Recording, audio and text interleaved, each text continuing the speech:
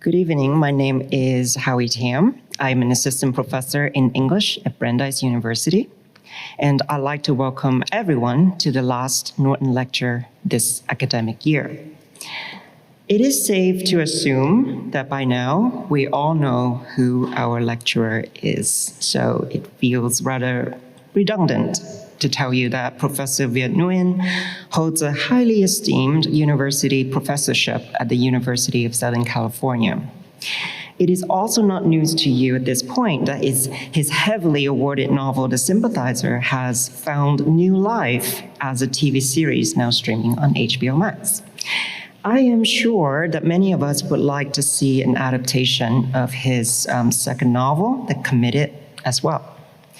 You may also have read several of his nonfiction and scholarly works, and I could tell you about all the honors he has received, including a MacArthur Genius Grant and a Chevalier de l'Ordre des Arts et des Lettres, but the list is too long. I could try to summarize the previous 5 Norton lectures he has delivered since September, but I would set myself up for failure. My task seems at once unnecessary and impossible. So please allow me to limit myself now to a few common themes across the lectures that are of particular interest to me as a way to refresh your memory. Through this year at Harvard, Professor Nguyen has engaged with some of the most intractable ethical and moral issues of American life and culture, weaving stories from his own life and those of his parents, especially in the second and fourth lectures, with insights from other influential writers and thinkers. Professor Nguyen positions a wide-angled dialectic lens for us to think with him about seemingly oppositional terms such as artistic pursuit and money-making, victim and victimizer, life and death, human and inhuman. He explores each pairing of thesis and antithesis with candor, depth, and good humor before sketching pathways for us, if not to transcend those dichotomies, then to understand their larger implications. The other, a term that we have heard quite often in these lectures, the other, as I've learned from these lectures, is made, not given. The other could be a foreigner, a refugee, a migrant, the poor, and oppressed. The other could also be that part of ourselves we wish to reject and condemn. In the first lecture, Professor Nguyen tells us that the refugee is his double and shadow, the other to himself as a writer. Citing Salman Rushdie, Professor Nguyen cautions against succumbing to the temptation to deny ourselves otherness in fear of affirming the abjection imposed on us by the culture of the majority. To depict society's others as the absolute counterexamples of negative stereotypes, he argues, would be to deny ourselves the freedom of art, to showcase full, complex humanity. In the third lecture, which I consider to be the pièce de résistance of the lecture series so far, Edward Said's critique in Orientalism becomes the keystone in Professor Nguyen's incisive argument that the Oriental is the other to the Asian American, and that it is perhaps time we declare the death of the inclusionary Asian American identity in order to foreground the Oriental with its potential for a more expansive solidarity, in this case with Palestinians, the Orientals at the heart of Said's trailblazing work. This third lecture was thought-provoking, impassioned, and timely, and it has generated a range of reactions, from cheers to strong disagreements. For my part, I left this beautiful theater that evening wondering. My mind went to the tragedy of the Asian women who worked at a massage parlor in Atlanta and who were killed by a white man on March 16, 2021. I wondered how we should think about their literal deaths in relation to the proposed academic death of the Asian American identity. I wonder how model minority Asian Americans could practice expansive solidarity with precarious lives like these Oriental others already in their midst, which was the lesson in Professor Nguyen's 5th lecture.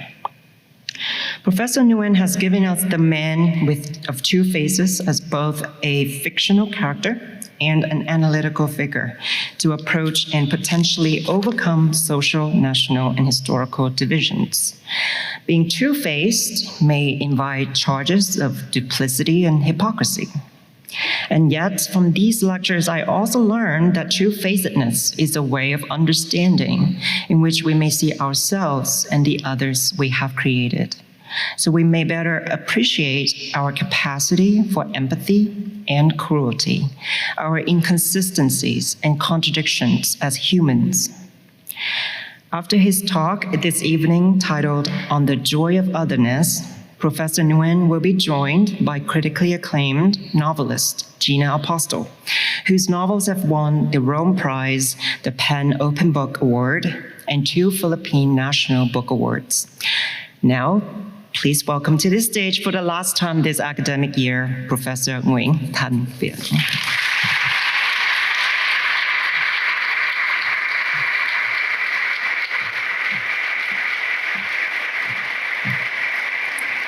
Thank you. Thanks, Howie. Thanks so much for that introduction. And thanks to the Mahindra Humanities Center for having hosted me for 6 times this year.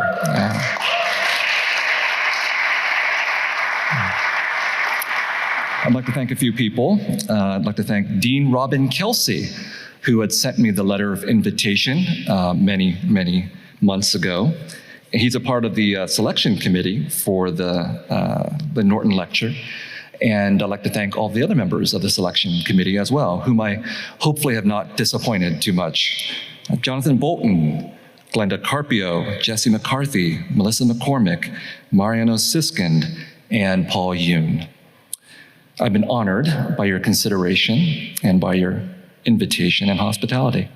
I'd like to thank Director Susanna Clark, Executive Director Stephen Beal, Interim Director Bruno Carajo, and most especially the events coordinator, Mary McKinnon, who has done so much work to make these events possible. Thank you so much, Mahindra Humanities Center.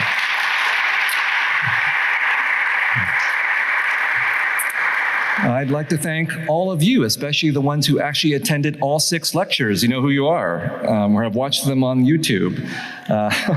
Now we've come to an end with so many things I have not yet touched on when it comes to salvation and destruction, on writing as an other and writing about otherness.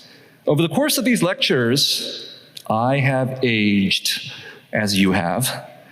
And with this year, as with every passing year, I can't help but hear the distant rumble of time's winged chariot hurrying ever nearer.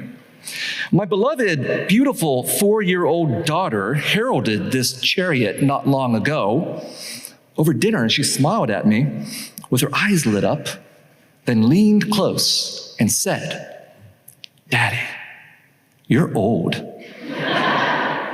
You're going to die soon. I love you. Will there be a funeral?" She probably won't remember these words, but I will, because they touch on what I have kept for the end, the lightest and heaviest subject, the joy of otherness. This topic of joy is heavy because I am a pessimist. When it comes to otherness, the associations are often gloomy, revolving around victimization and marginalization, trauma and erasure, subjects in which I revel. But it's no wonder that some who are othered simply want to feel joy rather than pain, simply yearn to be human, although humanity itself comes with a heaviness inherent. In the end, we can't escape from otherness because otherness exists within us and our humanity. The writer Ferdinand Pessoa, who was born and died in Lisbon, wrote that to live is to be other. Can we therefore find a degree of joy in our inevitable otherness versus trying to do the impossible and dispel our otherness and our others, especially when doing so often involves shame and violence. If that's a heavy subject to consider, Italo Calvino offers some guidance for how to bear that burden, at least for writers. But I think there are lessons for all of us in general. In Calvino's Norton lectures, 6 Memos for a New Millennium, he examined the opposition between weight and lightness and chose the latter. This is what he wrote. When the human realm seems doomed to heaviness, I feel the need to fly like Perseus into some other space. I'm not talking about escaping into dreams or the irrational. I mean the need to look at the world from a different angle, with different logic, different methods of knowing and proving. Calvino challenges us to explore that human realm with a light touch, calling for what he says is the sudden, nimble leap of the poet/philosopher who lifts himself against the weight of the world, proving that its heaviness contains the secret of lightness. While what many believe to be the life force of the times, loud and aggressive, roaring and rumbling, belongs to the realm of death, like a graveyard of rusted automobiles. Calvino speaks to me because I have intuitively groped my way through this graveyard as I attempted to become a writer, grappling with very serious subjects and very important literature. Otherness was a major concern, but it was the otherness of sociological, political, historical categories, race, class, gender, nationality, and so on. What I hadn't grappled with was the otherness of those very important people who have been right next to me from my origins, my mother and my father, my older brother, my oldest adopted sister, whom we had left behind in Vietnam at the end of the war, where in the aftermath, the victors dispatched her to labor on a youth brigade to rebuild the country, a fate that could have been mine if I'd been left behind. Perhaps partly because of this fear of understanding my siblings and my own parents, I had no desire to be a parent, to test myself as my parents had been tested. Writing was the only creative act that interested me, not fathering.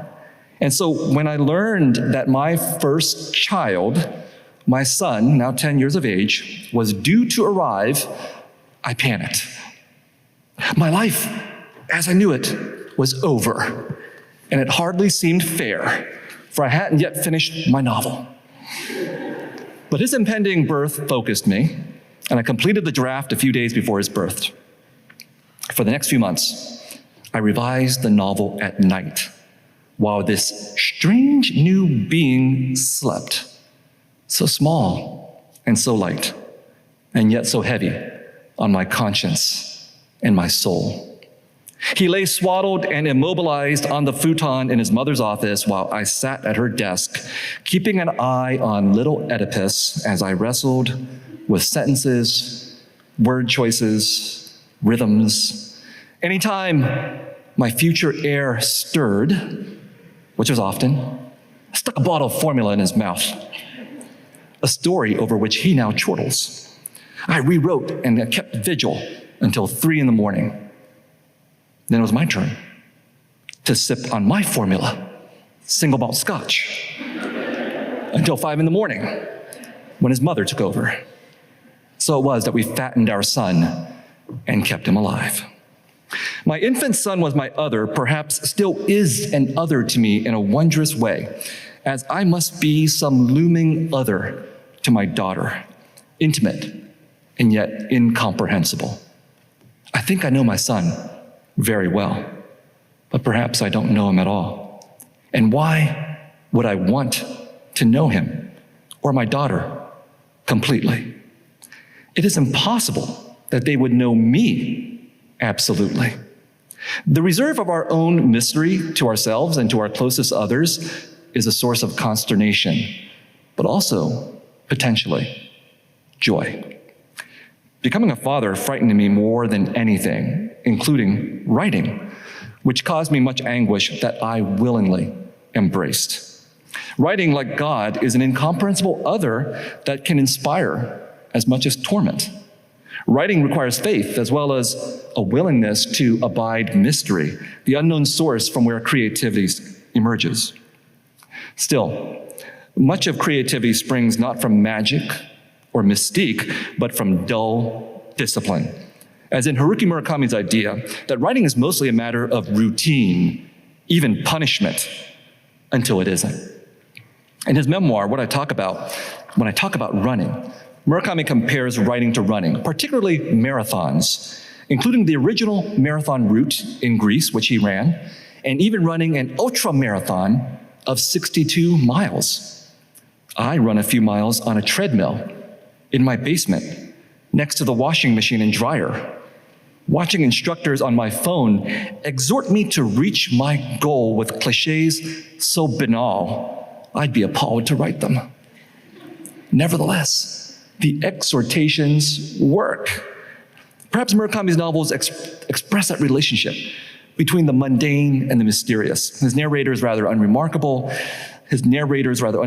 even his prose somewhat flat, all contrasted against a moment when the surreal or the weird disrupts the routine and reveals a parallel world which might swallow up a character. In his novel Sputnik's Sweetheart, for example, a woman on vacation finds herself stuck on a Ferris wheel. She can see her apartment and, using binoculars to look into her room, sees herself or someone exactly like her having sex with an unknown man. It's pretty funny. This external shock of an inexplicable world bifurcates her internally and leads to a sense of loss of another self that she has just discovered. Oneself as another, oneself as the other. Perhaps one reason for my fascination with these manifestations of otherness is because of how much of the creative process seems to be a relationship both to the mysterious world outside of ourselves and the haunting otherness inside ourselves. The primal scene of witnessing one's own otherness can be traumatic, with the treatment of our otherness sometimes vicious and violent, exploitative and murderous. But willfully accessing one's otherness through something like a creative act possesses elements of joy, at least for me, even if that access can usually only be found through hard work, tedious routine, and a degree of pain. I acknowledge the pain, even if I resist romanticizing it. For the fetishized suffering of the individual male artist is not deserving of more attention than the pain of manual labor or of actual childbirth, which canonical art has usually treated as a minor theme. The grand cliche of tortured artists struggling with the mystery of creation, of their own otherness, could be deflated by the possibility that writing, on average, is more routine, less painful, less dramatic, and life-risking than laboring, whether that means toiling in the fields or mines or enduring pregnancy and childbirth.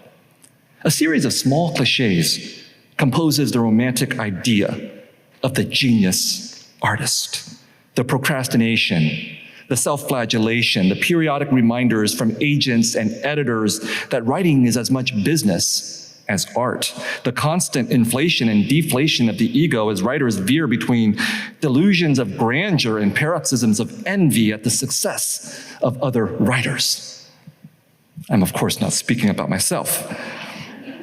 These cliches accumulate in their banality, but it is the banality of writing as routine that allows access to those fleeting moments of joy found in the otherness of creation.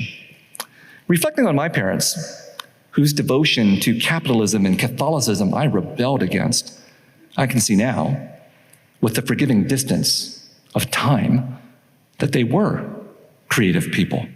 They became entrepreneurs, and are founders of small businesses any less inspired than writers who publish in small magazines? The reverse is also true. that the contributions of such writers, their ability to access the joy of otherness through writing, is no less important than what small business owners accomplish. The creativity of my parents enabled my creation, and their hard, arduous labor, grounded in the unglamorous and dangerous reality of a grocery store where they stood all day, made it possible for me to sit in a chair, gaze at a screen, and fiddle with my word count in between doses of social media. The act of creativity, whether that of my parents or me, is carried out in the face of vast indifference.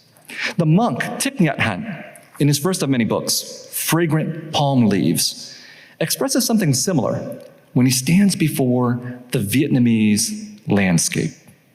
He says, "The forest was so immense, we felt minuscule. I think we shouted to overcome our feeling of being utterly insignificant." Shouting into the wilderness is what the act of creation can feel like. Our human voices measured against the vast powers of the natural and mystical worlds. Even a fabled spiritual leader like Thich Nhat Hanh needs to shout sometimes, not as an aberration from spiritual discipline, but perhaps the periodic expression of it as the occasional book from a writer expresses years of quiet and disciplined labor. I imagine a parallel exists between creative discipline and religious discipline. The religious rely on the daily drills of rituals, texts, and prayers to remind themselves that God exists, with God and the divine being our human way of trying to understand the ultimate act of creation, how we and our world came into being. My parents prayed every day, and although I don't believe in their God, I'm moved by the fact that when my mother died, she could still, despite her diminishment, recite the Lord's Prayer with my father. Contemplating her passage into some other realm, I take comfort in Thich Nhat Hanh's words about his own mother's death. "For the first 4 years after she died," he wrote, "I felt like an orphan. Then one night, she came to me in a dream, and from that moment on, I no longer felt her death as a loss." My mother has visited my brother in a dream, bringing him comfort, but she has never come to me. Another mystery I don't understand. Thich Nhat Hanh continues about his mother. "I understood that she had never died, that my sorrow was based on illusion. She did not exist because of birth, nor cease to exist because of death. I saw that being and non-being are not separate. Being can exist only in relation to non-being, and non-being can exist only in relation to being. Nothing can cease to be." I don't remember if I'd read Thich Nhat Hanh's words before I wrote my first novel, but that novel's conclusion also concerns nothing.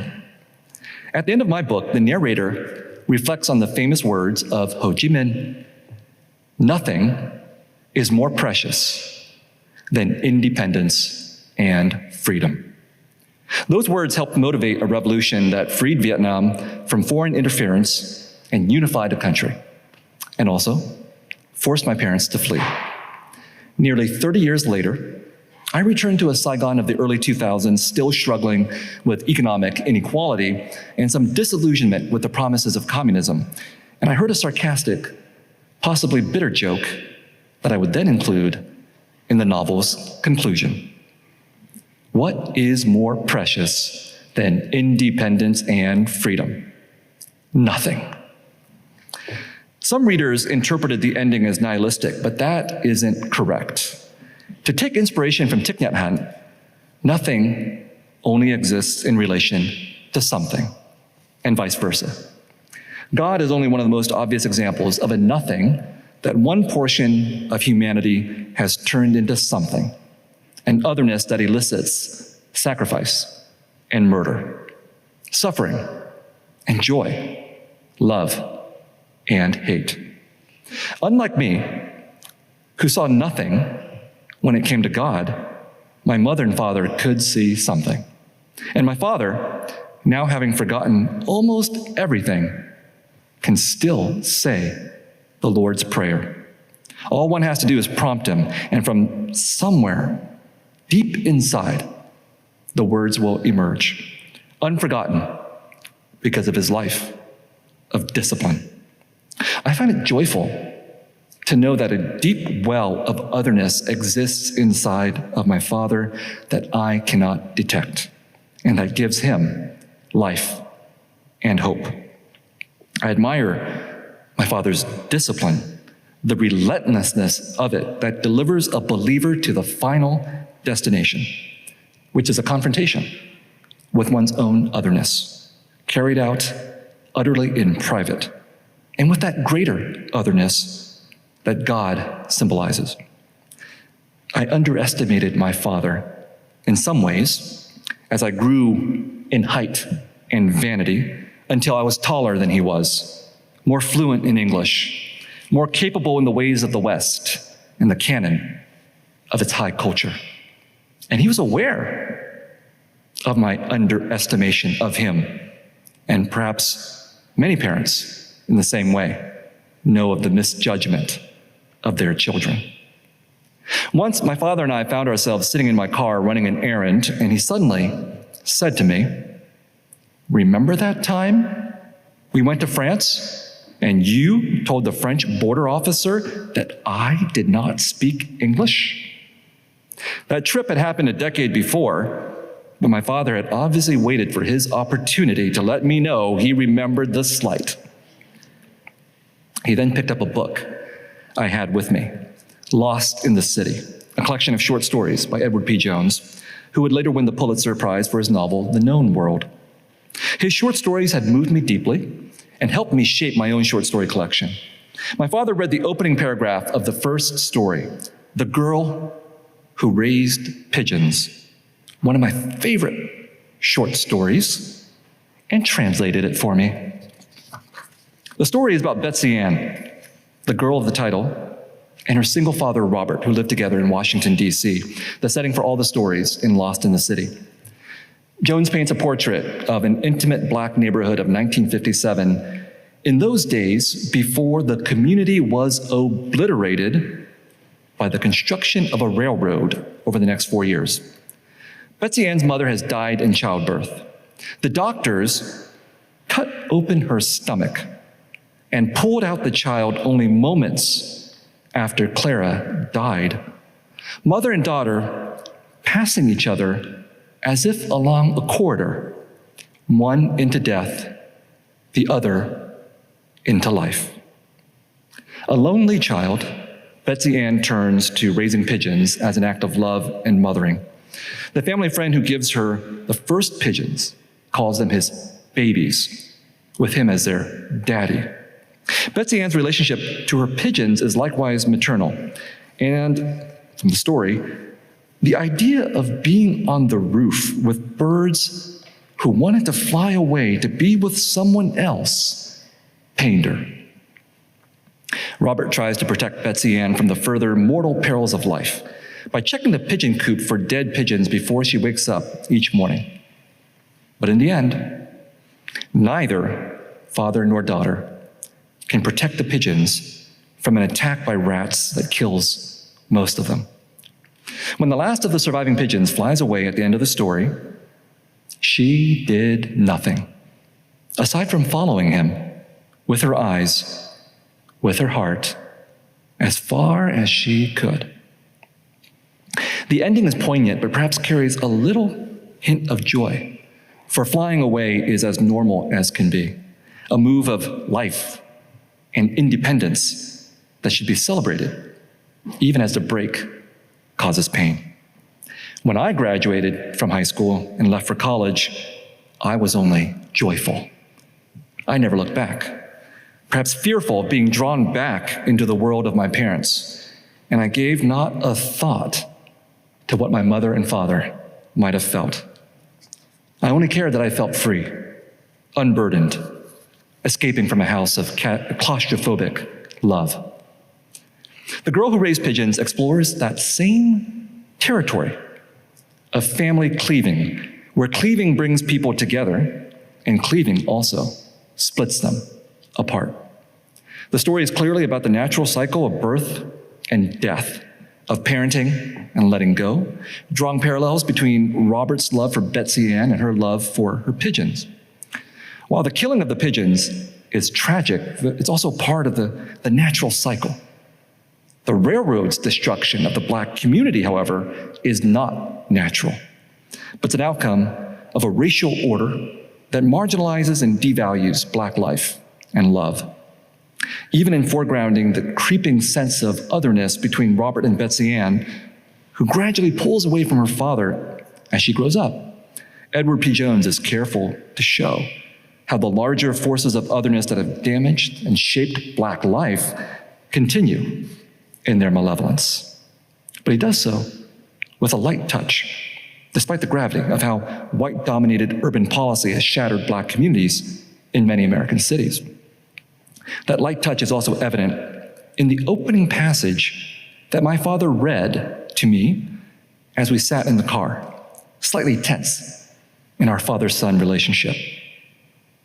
Betsy Ann's father would say, years later, that she had dreamed that part of it, that she had never gone out through the kitchen window at 2 or 3 in the morning to visit the birds.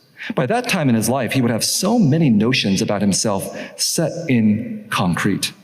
And having always believed that he slept lightly, he would not want to think that a girl of 9 or 10 could walk by him at such an hour in the night without his waking and asking of the dark, "Who is it? What's the matter?" Betsy Ann is my son's age now.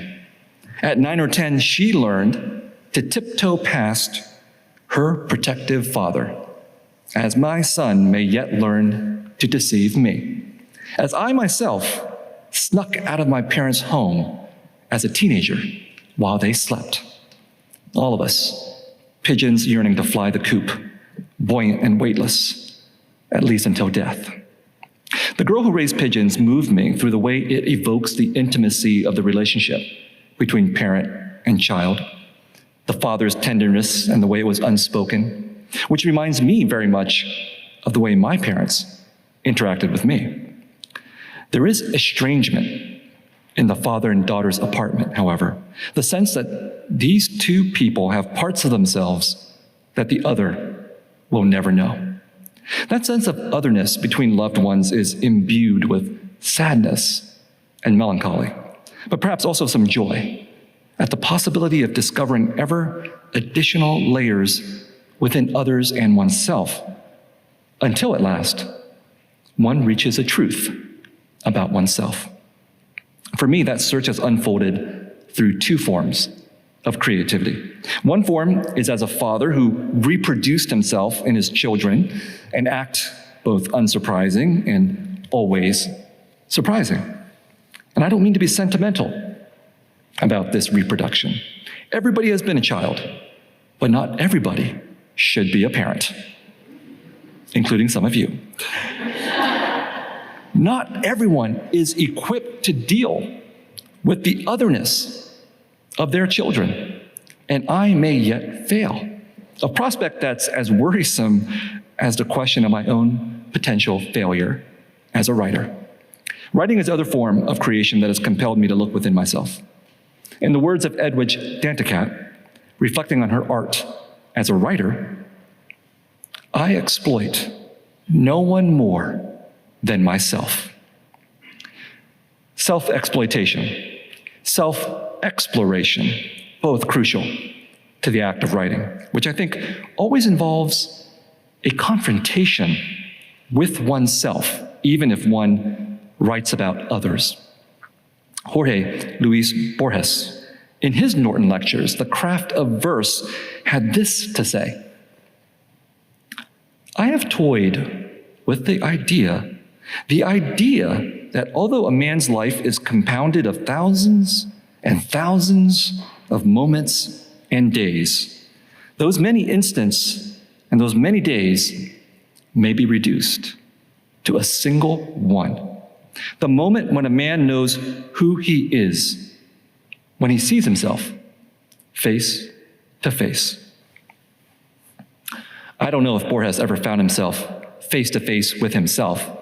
And even though I've looked at myself often in the mirror and in my writing, I don't know if I have seen my genuine, authentic face.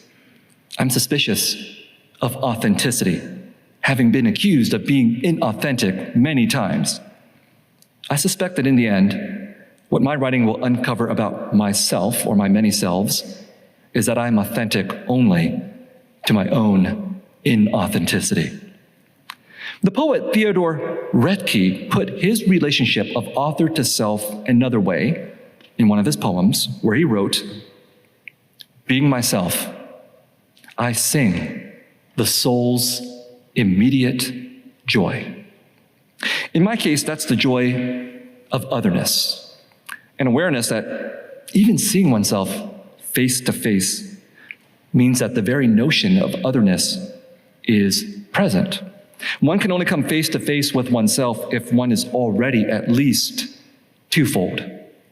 To come face to face with oneself is to encounter oneself in an actual mirror or in the mirror of one's soul. And what if, to complicate Borges, one sees that one has many faces rather than just two? Ferdinand Pessoa, as person and artist, was someone who dwelled constantly on his own multiplicity. He's famous for creating many authorial selves and names through which he wrote, each one with its own distinctive character. In his best-known work translated into English, The Book of Disquiet, he wrote that each of us is more than one person, many people, a proliferation of our one self, like a diverse but compact multitude. This whole world of mine, composed as it is of different people, projects but a single shadow, that of this calm figure who writes, leaning against Borges's high desk, where I've come to find the blotter he borrowed from me. Whereas Retke sang the soul's joy, Pessoa, working the same metaphor, hears his soul. He writes, "My soul is a hidden orchestra. I know not what instruments, what fiddle strings and harps, drums and tambours I sound and clash inside myself. All I hear is the symphony." Retke presumably had to hear or feel his soul's joy before he could sing it, but he deployed the idea of a singular soul, whereas Pessoa describes his soul as a collective of musicians and instruments, paralleling his idea that the many selves inside of him lead to only one shadow. Our shadows are a part of us and not a part of us at the same time, which Pessoa recognizes when he says that seeing myself frees me from myself. I almost smile, not because I understand myself, but because, having become other, I'm no longer able to understand myself.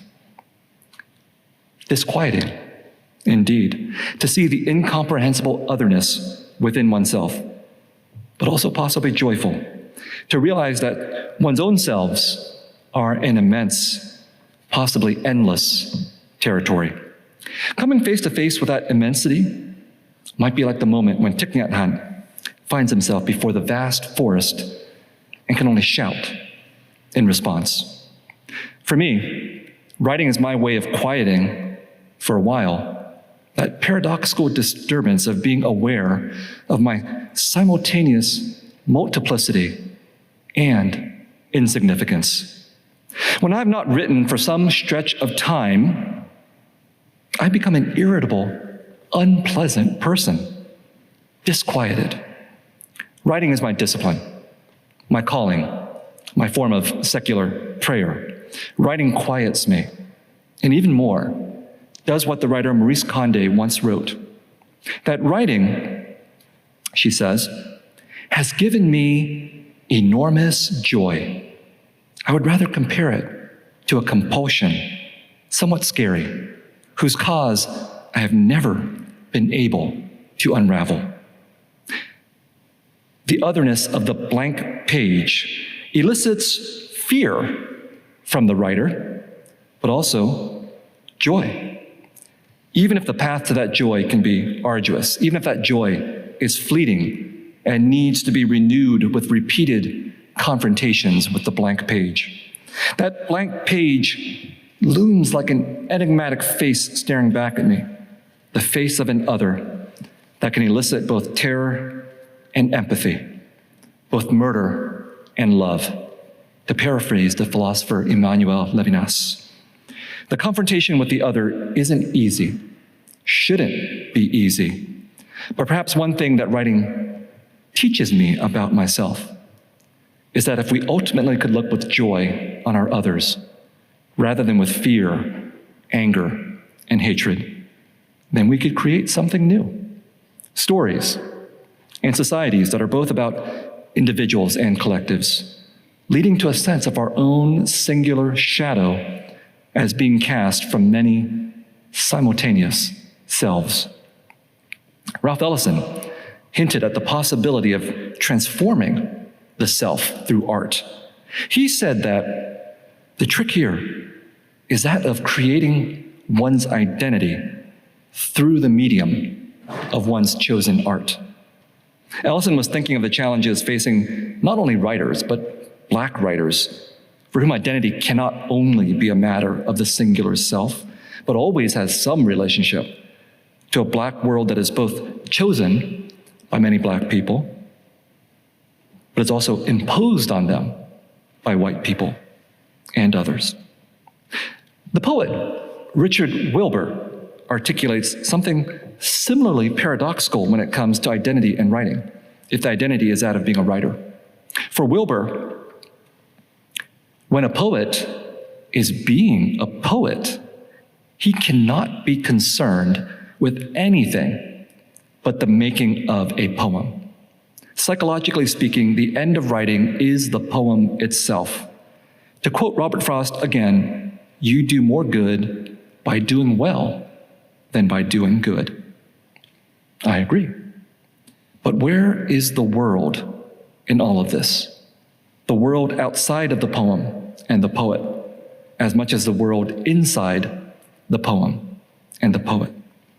Wilbur anticipates and responds when he says, and yet, of course, poetry is a deeply social thing, radically and incorrigibly social. Writing poetry is talking to oneself, yet it is a mode of talking to oneself in which the self disappears. And the product is something that, though it may not be for everybody, is about everybody. Writing poetry, then, is an unsocial way of manufacturing a thoroughly social product. Because he must shield his poetry in its creation. The poet, more than other writers, will write without recognition. He is likely to look on honors and distinctions with the feigned indifference of a wallflower. Certainly he's pleased when recognition comes. For what better proof is there that for some people, poetry is still a useful and necessary thing like a shoe? I love this image of the poem as a shoe. The poem as both art and craft, inspiration and labor, useless and useful. The earthly soul that cannot avoid being grounded and trod on, and the spiritual soul that remains ever mysterious to us and to others. And this is not a binary. This is a fusion, a pun, a play on words between the soul and the soul, with poetry and writing at their best when they play with words. A very serious matter that requires a light touch. Shoes are serious matters, as are poems. both requiring their makers to work with delicacy and discipline. Shoes are themselves light, but carry the weight of our entire bodies. Imagine poems as the shoes that the writer has cobbled together. Anyone can fit in those shoes. But in order for you to stand in those shoes, they have to be empty, full of nothing. When my own novels end on the subject of nothing, some readers are unsettled. They do not understand that nothing is sacred. To say that nothing is sacred is sacrilegious. But it's also to say at the same time that we should revere nothing. In this paradox and contradiction in which nothing is in fact something, I find the unsettling, perplexing, tragicomic joy of otherness, ranging from my own individual, weird, idiosyncratic, unique otherness to the collective systemic otherness projected onto me and my kind, whatever my absurd kind is. Among my kind is the Vietnamese, the Asian, the minoritized, the racialized, the colonized, the hybrid, the hyphenated, the refugee, the displaced, the artist, the writer, the smartass, the bastard, the sympathizer, the committed, those out of step, out of tune, out of focus, even to themselves. I recall those lines from Macbeth that you all know. Life's but a walking shadow. It is a tale told by an idiot, full of sound and fury, signifying nothing. I am the idiot to whom you have listened for so many hours, and the joke is on you. But of course, the joke is mostly on me and my kind, which is the best and worst kind of joke, the joke that life and death play on us. I think about the fact that my sister has come to visit the United States for the very first time. At the moment of our abandoning her 49 years ago, amidst the terror, chaos, and confusion of the end of the war, she had been a teenager who went by the name of Viet. The last and only time I had seen her since then was 20 years ago on my return to Vietnam, where she by then was middle-aged and using the name of Hương. Now, the woman who I picked up from the airport 2 weeks ago and brought to my house was a senior citizen. When my brother came to my house to visit her, it was the first they had seen each other in 49 years. Almost our entire lives as siblings passed as 2 or 3 flashes in time. If this meeting after so many years was a bad joke played on us by history, then hopefully it was softened a little by what had happened the night before my brother's arrival. I wanted to be a good brother and had taken my sister to a private party for the cast and producers of a television show based on my first novel. The party took place at a legendary hotel on Sunset Boulevard in Los Angeles, where rock stars and movie stars were rumored to have done scandalous things. My sister and I were the first to arrive. One of the most famous movie stars in the world arrived next. I snapped a picture of my sister with the movie star, and then the movie star had his photographer take portraits of my sister and me. I told her, this happens all the time in Hollywood. A good joke, I hope, that on a tourist's first visit to this country, she got to hobnob with the stars, making the unbearable lightness of being a little more bearable. I end with the rest of Fyodor Redke's poem, which goes like this. What times, my heart, I care. I cherish what I've had of the temporal. I am no longer young, but the winds and waters are. What falls away will fall. All things bring me to love. Love was what brought my sister to the United States to see her family, especially, I think, my father. After leaving Los Angeles, my sister flew to San Jose to see him, whom she hadn't seen for 26 years, since his last visit to Vietnam. My father spends his days in quiet contemplation, and when I return, he either does not recognize me or pretends to recognize me, his other, as he is other to me, and yet still my father. I warned my sister that he would probably not know who she was. So when my sister walked into my father's room, she asked him if he recognized her. She told me that he murmured an assent. Then he said, "Vuilam?" And my sister was content that my father said he was very happy. In this moment of reunion between father and daughter that I think of as a manifestation of the joy of otherness. Thank you so much, Harvard, Boston, Cambridge. You've been a great audience.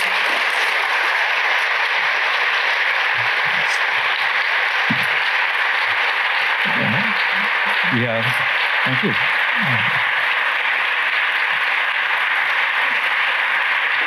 Thank you.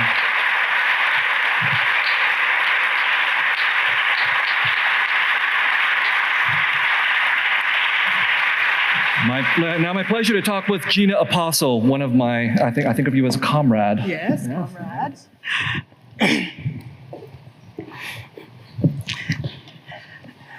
You look fabulous, as I knew you would. Yeah. Thank you. I needed this for the microphone. There's something in the pocket. I don't have a pocket. So thank you for very much, Viet, for the work that you've been doing, the work for the lecture series, and the work for all of the others that you have been writing for, writing of, and writing with. Thank you, all of you. I was very moved, obviously, especially by that last scene. I know we've talked about Man of Two Faces, especially the ways in which the nothing that was so much part of the world for you of your sister, the nothing that was something, and how to speak that in Man of Two Faces. You've been going through the world of the talks for your memoirs at the same time that you're doing the Norton lectures. So I'm wondering, do you feel that there's a connection, a continuation in the lectures of Man of Two Faces? Yeah, absolutely. I didn't have enough ideas for a totally new book, so I had to think of this project as a sequel or companion to A Man of Two Faces. There's certainly some overlap in the themes, but this lecture series is actually leaning more towards the critical than towards the autobiographical, even though there's flashes of that autobiography. And then I just couldn't plan my own life to have wound up so perfectly that my sister arrived. Because the funny story is, she just emailed me out of the blue and said, "I'm coming." I was like, okay. There's like choosing the worst possible time to come in the middle of my lecture series and in the debut of this TV series. But in fact, serendipity worked. I mean, she chose the best possible time to come, because then I could include her in my lecture and then give you a story. And then also give her this incredible moment of participating in this TV series. I don't want to overhype it. You're Harvard. You don't care about Hollywood, right? But I'm from LA. We only care about Hollywood, and we don't care about Harvard. And I was actually not going to take her to that private party. So I got the invitation, as all the producers and cast did. And I had to email back and said, I'm sorry, my sister from Vietnam is here, and I'm going to spend time with her instead of go to your fancy party. And that didn't bother me at all. Actually, I was like, it's fine. She's more important. And then God bless them, or not God. I don't believe in God. Bless them. They specifically, the Downeys reached out and said, no, we want you to come and bring your sister along. And so then I asked her, I said, do you want to go to this private party? I mean, it's going to be a bunch of people you don't know. She said, yes, I want to go to this party. And she was a natural. I mean, she was there, and I loved it. You know, we have all these pictures from that occasion, and she got to. And honestly, she was not actually most impressed with Robert Downey Jr. She was most impressed with the Vietnamese movie stars that she was going to encounter, Kieu Jin and Nguyen, for those of you who know these people. And I said, "What about Robert Downey Jr.?" And she said, "Okay, maybe." You know, but it was really the Vietnamese movie stars that she wanted to meet. So, I mean, the lecture series for me is, and you know, I talked about the world and the poet, and I think about the fact that as a writer, I'm very worldly in ways that might be offensive. You know, like you're only supposed to, you know, be this ivory tower kind of writer and whatever. And that was never the case for me. So I was always inspired by this idea that the world matters to the text and to the critic, as Edward Said said. And so the lecture series is related to A Man of Two Faces, but it's also deeply embedded in the world that we're living in at the same time. Yeah, yeah. So I was, you know, you brought up Borges, for instance, and we've been talking about literature for quite some time together. There's his short story that's certainly about the Asian as the other, you know, Garden of Forking Paths, Yutsun, the Chinese spy for the Germans, et cetera, et cetera. And one of the things that Borges says in there is that in a riddle that's about time, what is the one word that you wouldn't say? Of course, time, no. So as you're doing this speech that you're doing on, you talk about worldliness, you talk about the core of it was really creation, procreation, reproduction, etc. So why is it that you skip the erotic? Well, you did say sex. You know, the riddle of creation, procreation, reproduction, the word is sex, but you didn't do it. It's Harvard. I mean, it's one of those. The joy joy. I mean, if you go on my Instagram today, there's a whole video. I saw that. That's why I brought up this question. Yeah, if you didn't bring up the squid. Yeah. I talked about squid sex on Instagram. For those of you who've read the book or have not, don't worry. And it appears in the TV series. I mean, I was very happy. Yeah. And if you look at this video that HBO produced, there's like fingers inside of squid in the video. Oh, no. So I didn't feel like it was necessary to bring it up in front of this audience. That's, you know, but something really important though about your whole, your setting up of the value, the revaluing of the other, the recognizing that, you know, all the different permutations of the concept of other, but the body is so much part of it, and the pleasures of the body, the way in which writing is about, in many ways. I know you talk about arduous and difficult, but there's a lot of fun in it. Yeah. You know, and I do think that the erotics of the other, like thinking about the erotics of writing, what it means in terms of the political place. Yeah. Do you think about that? No, that's a great. I think about that a lot. You see, this is why you're here. I should have included that in the lecture. Sure. I think about the fact that you know, when I wrote the Sympathizer, it was 2 years of a lot of pleasure. You're right. You know, it was a lot of pleasure. That's sort of the ideal moment that I think many of us who are writers or artists dream of. That space where labor is not like work, but labor is fully like play or the erotic or the sexual and all that. And in fact, the words I've used to describe those 2 years is ecstatic. I mean, it's very hard to try to communicate that to people, that you can have a 2-year period of ecstasy, but it was true. And it is related to running as well. That's why I wanted to introduce that, because I would write for 4 hours, I have a whole lot of fun, and I would run. And actually during the running, I would have new ideas for the next day.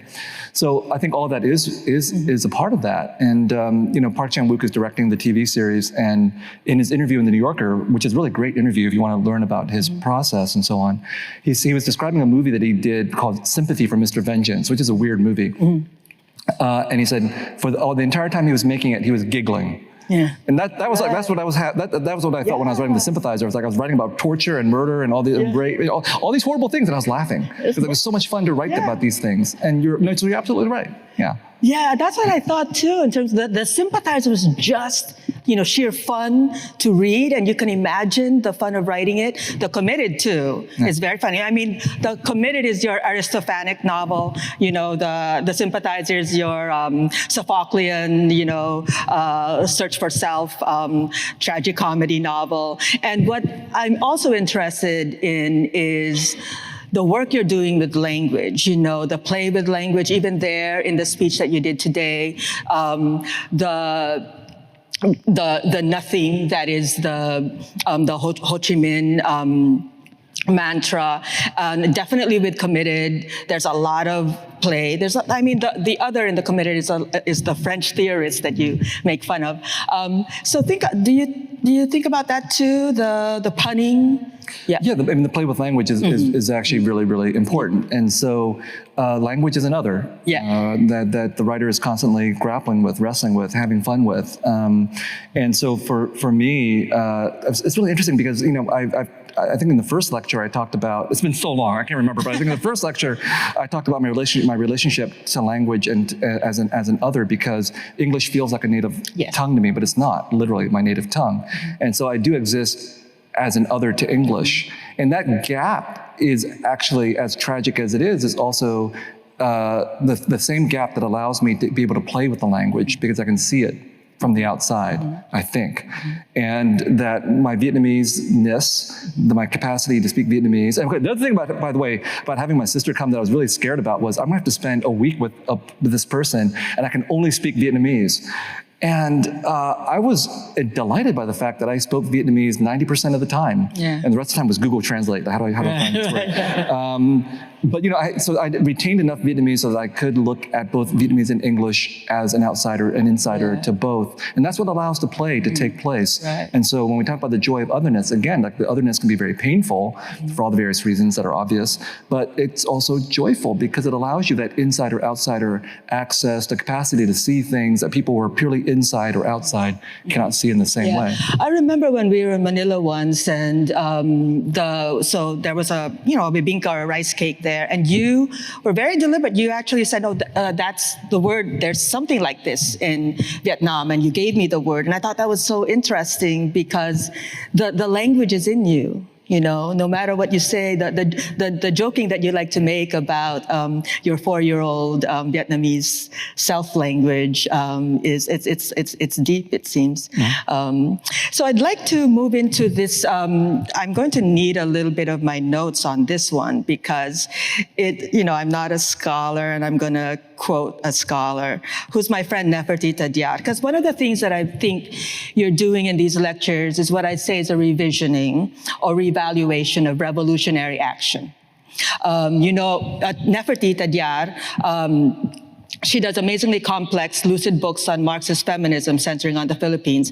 And she talks about how the lived historical experience can and maybe must be read as a tenet of revolutionary action. Her definition of historical experience is what she calls the collective subjective. You've been talking about that, the collective and the subjective, seeing an individual's subjective experience simultaneously through the collective lens as a way of reading revolution correctly.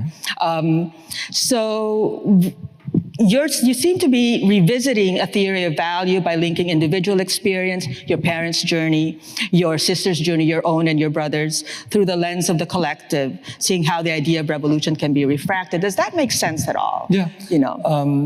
Absolutely. I just don't use that language anymore. I've left academia. If not in my body, in my mind, I left academia.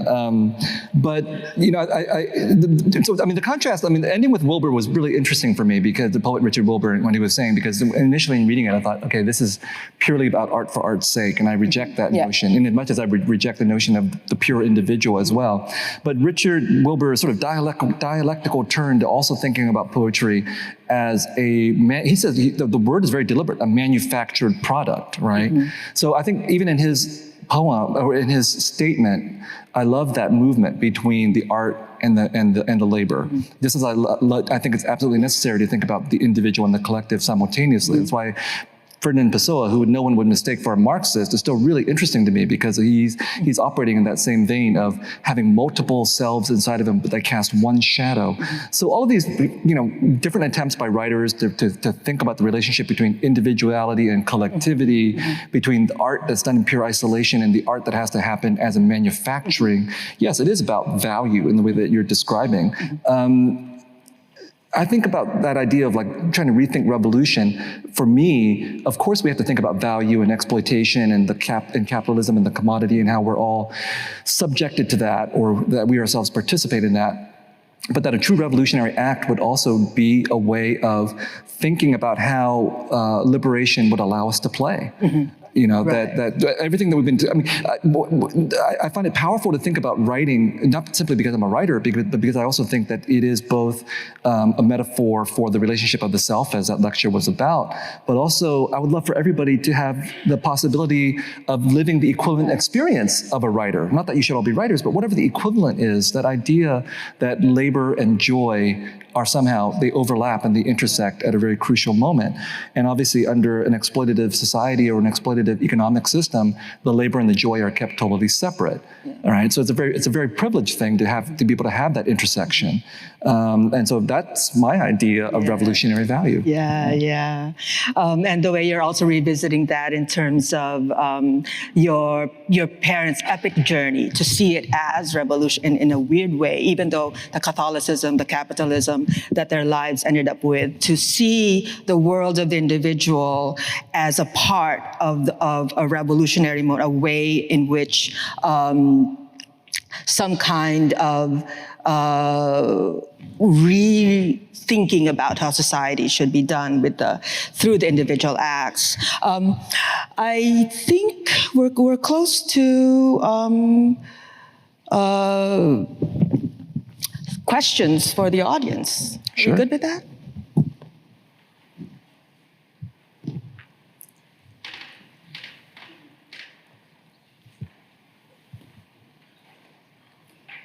This is your last chance.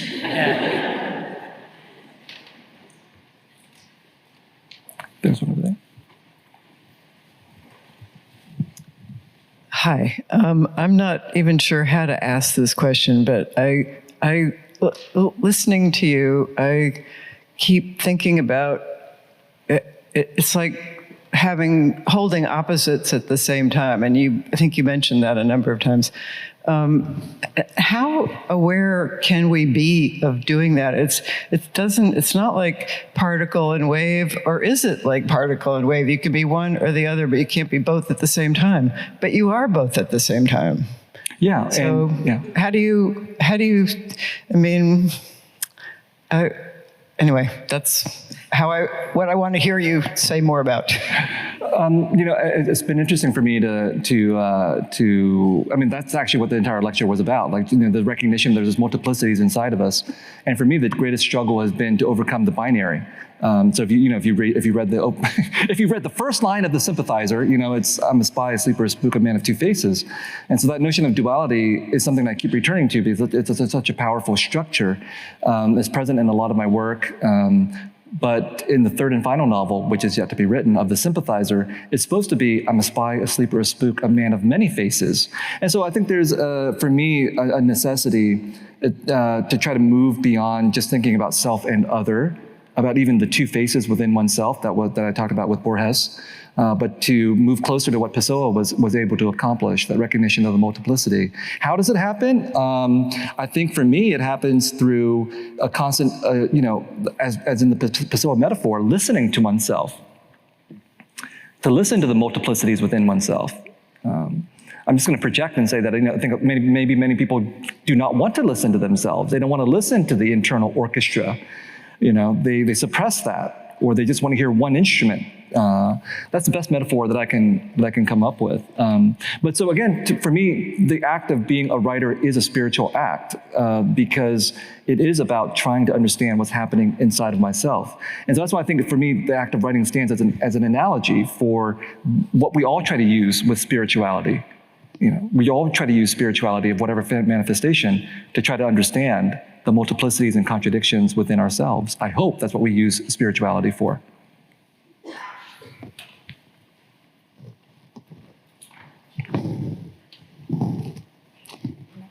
There are people with mics around the room, so you can.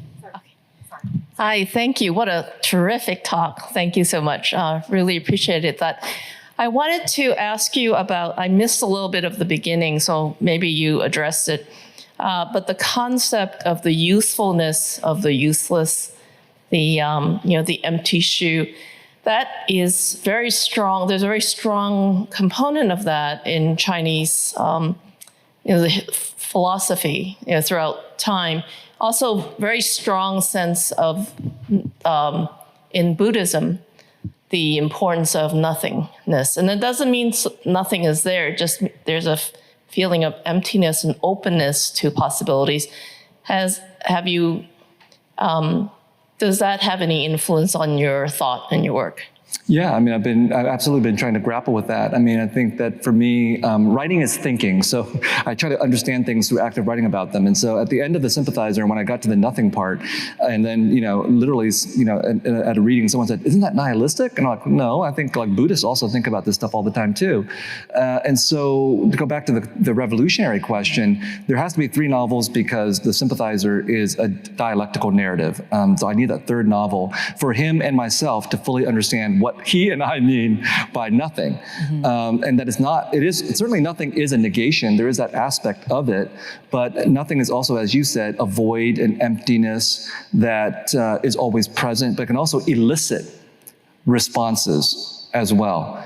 And that there's always going to be an inherent interplay between the nothing and the something that Thich Nhat Hanh gets at, that the Buddhist philosophy you're talking about gets at. But I think the revolutionary thinking gets at as well. Mm-hmm. That nothing actually does matter. It does. Yeah. So for me, like the project has been in my writing my novels, but also in thinking through some of these issues in the lecture, to think about different revolutionary systems at the same time. I mean, Catholicism is revolutionary, mm-hmm. right? Religion is revolutionary, mm-hmm. but so is these. So are these more material revolutions that take place. And so when you're talking about a revolutionary theory of value, for me, it's about trying to think through multiple systems mm-hmm. at the same time, rather than thinking that only religion offers one solution or Marxism offers one solution. And mm-hmm. they both proven to be failures mm-hmm. Because of their singularity. So I would like to be able to think about all of these different systems of nothing simultaneously. I don't know about the failure of Marx. I think, well, anyway, let's not go there. Let's not we'll go talk into about it over dinner. Our argument okay. regarding Marx. There's a question over there, I see. Over there. Hello, thank you very much for the talk. Very inspiring. Coming from the Philippines, I am so happy to see how Manila figures prominently in your novel. And I wonder if you have thoughts in relation to a kind of regional solidarity in terms of literature. I mean, both of you in that stage are 2 writers that represent the multiplicity that you mentioned in terms of other. And so my question in relation to that is, what are your thoughts in terms of having an ethical commitment with respect to others, both in terms of time and place, and especially in relation to the region and to the country? Thank you. Mm. Do you want to handle No. Okay. Well, I've mostly imagined Manila. When I wrote about it in the Sympathizer, it was literally, I had never been to the Philippines, and I recreated it through research and through images and things like that. So visiting Manila, I visited Manila for the first time with Gina, actually, for a literary festival. And what struck me actually was like, wow, this is actually a lot like Vietnam, like a lot like Saigon in a lot of ways. So the question of solidarity, I think, is certainly there as we think about parallel and shared histories of colonization. I mean, very different forms of colonization, but nevertheless, those exist. Histories of inequity, histories of hierarchy, exploitation, different versions of the elite and the masses are present in both Vietnam and the Philippines. Different relationships of struggle to dominant outside forces, whether it's France or Spain or the United States, even now, right? So, I mean, the question of solidarity for me is not as compelling when we talk about it at the level of the state. Like there is the Association of Southeast Asian Nations, so you have this kind of solidarity being played out at a regional level, but that's about power. And the kind of solidarity I'm interested in, and I assume Gina too, is the solidarity that's taking place at the level of the peoples and the cultures.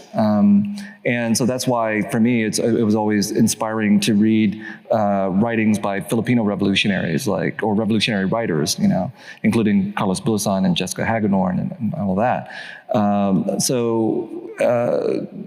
It was always been important to think about the literatures that have been produced out of writers who recognize not only their own colonization, but their affinity with other colonized situations as well. Yeah. Yeah, I agree with Howie when he said that your 3rd lecture was really amazing, really important, the issue of expansive solidarity and the ways in which we need to think about West Asia, Southwest, like thinking about Asian America, and thinking about what's happening now as a way to, to assess our other, the concept of other, the concept of the self, our engagement with what's happening now. And it includes, in my view, thinking about those who are the world of the anti-Semitism that has run through Western Europe, really, as kind of a product of Western Europe, as well as how to think about the expansiveness of that solidarity so that all groups are fully human. The becoming fully human of everyone. That's the way I would go about it, which is why I love the way you talk about your dad's epic journey. And I see that as a revolutionary journey. Like there are interesting revolutionary aspects to rethinking about your father, even in the rethinking, even in the remembering about your father in this other way, and to think about our individual lives and the moments that we take a stand for certain kinds of things or the choices that we make as having an aspect of the revolution. I think I want to really work through your dad's journey, that epic That's journey. what I'm trying to do. Yeah, I love it. I love that collective, subjective, historical experience that is revolutionary action in what you're doing with the personal story. I think it's I'm going to be honest, I think it's really hard. Hard to do as a writer, hard to do as a person. And I know we've talked about that. It's psychically difficult. Mm-hmm. Yeah. Yep.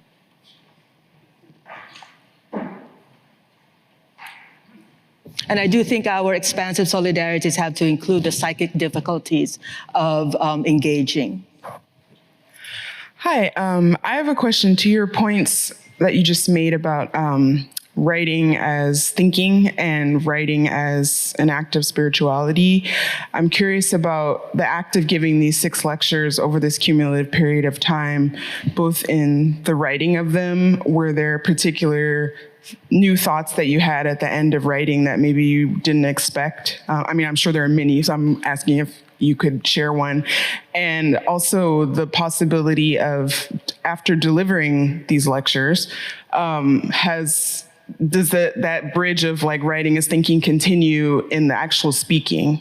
And are there things you can point out about that? Sure. What can I say? The writing of the lectures has been enormously stressful. Thank you. Because you're a very intelligent audience, and you're a very hard audience to deal with, because on the one hand you have elite Harvard faculty and grad students and postdocs here, and then you have very intelligent members of the community, and you have intelligent undergraduates that are coming from Harvard and from different universities. So it's a hard target to hit. And so it taught me a lot about a particular style of the writer and the academic as a public person, which is always interesting, because when I was an undergraduate and I would read these types of essays by very senior people, I would think, wow, these seem too transparent to me, But actually, maybe I'm self-serving, but transparency is actually kind of hard to do.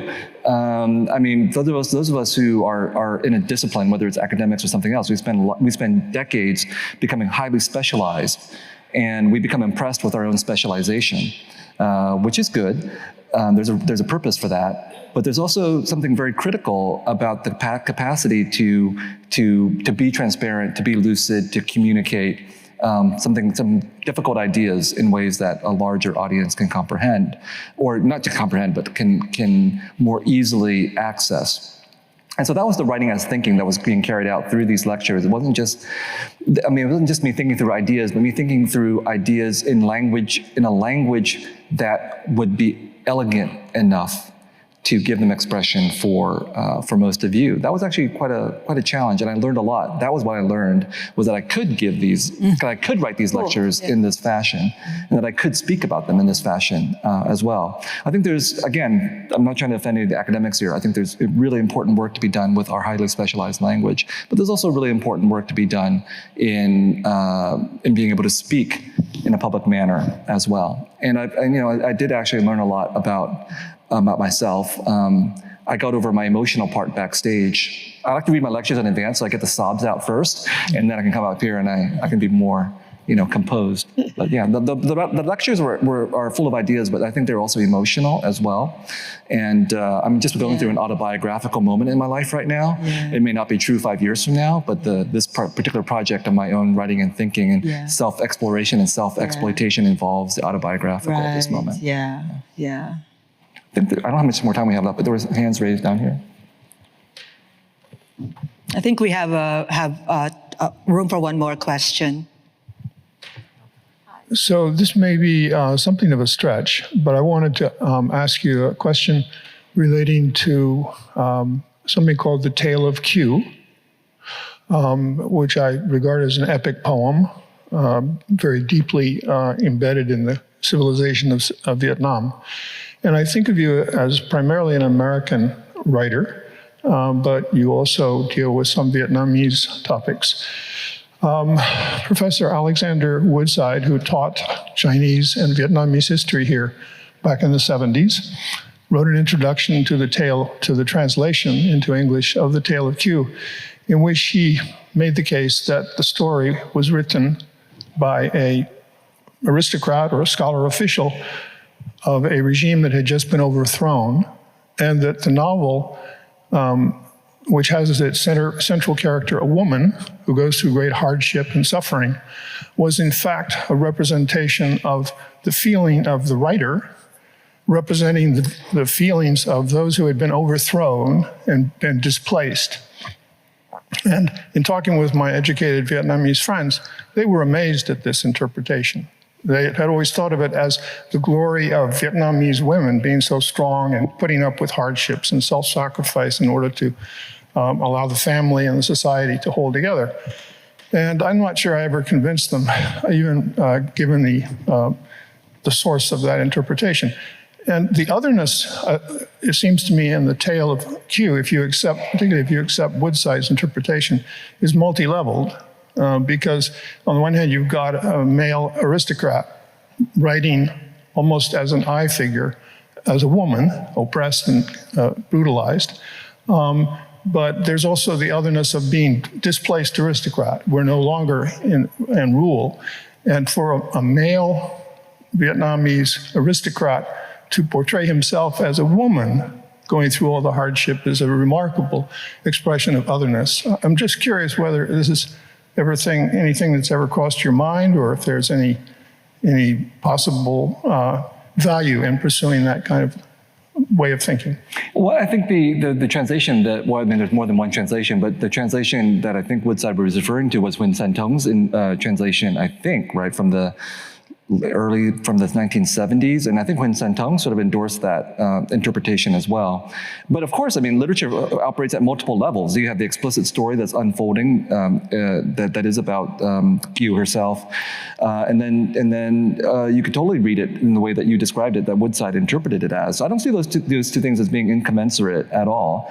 I would hope that, in fact, that any work of literature that's worthy of being read and remembered over time would, in fact, have multiple possible interpretations, even conflicting interpretations, because if they didn't, literary critics would be out of a job. So I give credit to the possibility that even if that was not even the intention of Nguyen Dzu when he wrote it, it doesn't matter. It does not matter. I mean, the author is literally dead in his case, but the author is also figuratively dead in my case. And so if you want to read my own novels in a completely different way than I intended, that's fine. That's even better for me. I'll sell more copies.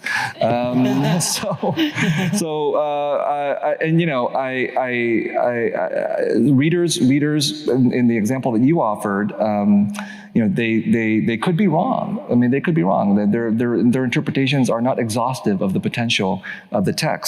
And I'm delighted that we're still talking about The Tale of Gyu by Nguyen Zu a couple of centuries after he wrote it. It shows that, in fact, whatever his intention was, or however he was interpreted by certain Vietnamese readers, the text still lives, still survives, still provokes us. And that's what we hope for as writers. And there we are. So this is our end. Thank you for joining us. Thank you, Gina. Thank you. Very much. Make sure to swing by. Make sure to swing by the Porter Square Books booth on your way out and pick up a copy of Viet's book. Thank you. Thank you so much, everyone. Thanks a lot.